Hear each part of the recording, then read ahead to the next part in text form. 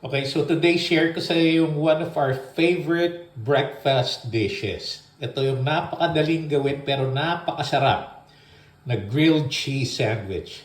So dito meron tayong sliced bread na pinahira natin ng butter on one side.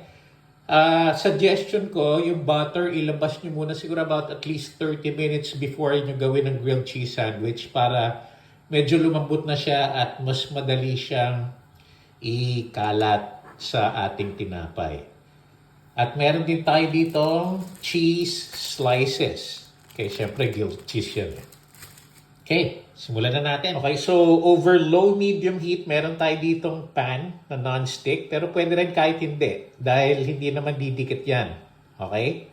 So, ang gagawin ninyo ay ilalagay yung tinapay face side down. Yung may butter, yun ang ilalagay ninyo sa ilalim.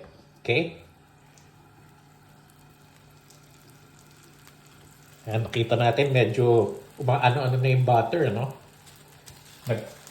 Umukulo-kulo na siya. So at this point ay ilalagay na natin yung ating cheese. Okay? Para masarap yung ating grilled cheese sandwich. Okay?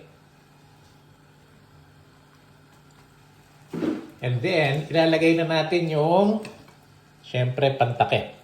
Again, dito naman, baliktad, nasa taas yung may butter na side. Okay? And we will let that stay in the pan for about 2 to 3 minutes. So after 2 to 3 minutes, ay pwede na natin baliktarin yung ating tinapay. Ayan, no? Ganda na yung kanyang toast. And we will do that on the other side. Again, 2 to 3 minutes. Okay, so after about 2 to 3 minutes, ayan, no, luto na yung kabila.